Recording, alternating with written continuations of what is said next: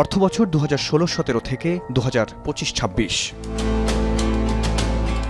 এক দশকে জাতীয় বাজেটে শিক্ষা খাতের অংশ কমেছে প্রায় 14% থেকে নেমে 12%-এর ঘরে। জিডিপির হিসেবেও ব্যয় কমে দাঁড়িয়েছে প্রায় 1.53%, যা আগে ছিল প্রায় 2.49%। অথচ ইউনেস্কো সুপারিশ করে জিডিপির অন্তত 4 থেকে 6% শিক্ষায় ব্যয় করার। তবে বরাদ্দ যাই থাকুক, পুরোটা খরচই হচ্ছে না। প্রতি বছরই শিক্ষা বাজেটের একটি বড় অংশ ফেরত যাচ্ছে। পরিসংখ্যান বলছে, সাম্প্রতিক বছরগুলোতে বাজেট বাস্তবায়নের সক্ষমতার হার কমে প্রায় 95% থেকে নেমে এসেছে 87%।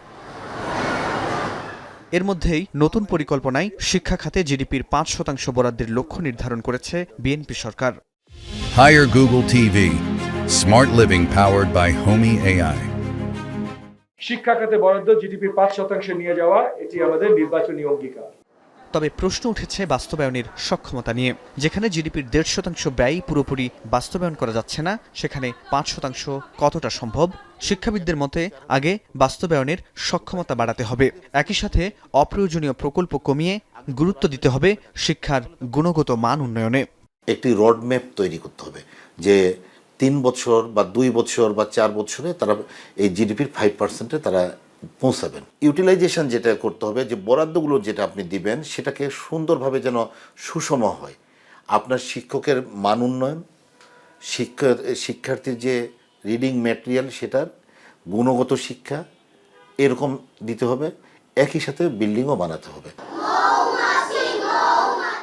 শিক্ষায় বিনিয়োগ বাড়ানোর বিকল্প নেই, তবে সেটা রাতারাতি নয়। শিক্ষা প্রতিমন্ত্রী ববি হাজ্জাজ বলছেন, বাজেট ফেরত, অপচয় ও দুর্নীতি এই তিনটিকেই শক্তভাবে মনিটরিং করে ধীরে ধীরে জিডিপির 5%-এ উন্নীত করা হবে শিক্ষার বাজেট। অনেক প্রজেক্ট হয়তো সামনে যে আমরা বন্ধ করে দেব, অনেক নতুন কিছু শুরু হবে। প্রজেক্টের অনেক ছড়াছড়ি, এই প্রজেক্টগুলো হয়তো অনেকগুলো প্রজেক্ট এক একটা বড় আমব্রেলার আন্ডারে আমরা নিয়ে আসব। সব জায়গায় অ্যাকাউন্টেবিলিটি আমরা বাড়াতে চেষ্টা করছি, যেন সবার কাছে সবার সম্মুখে এবং একটা দায়বদ্ধতা থাকে প্রত্যেকটা কাজে। সেই জায়গা থেকে করাপশন কমাবো।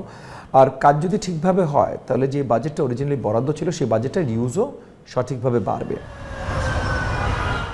শিক্ষায় বরাদ্দকৃত অর্থ সঠিকভাবে ব্যবহারের সক্ষমতা যেমন অর্জন করতে হবে, তেমনি এই খাতে ধীরে ধীরে জিডিপির 5% বাজেট বাড়ানোর পরামর্শ শিক্ষাবিদদের। একই সঙ্গে এই অর্থ যেন অনর্থক ব্যয় না হয়, সেদিকেও রাখতে হবে তীক্ষ্ণ দৃষ্টি। ফরহাদ বিন নূর, এখন, ঢাকা।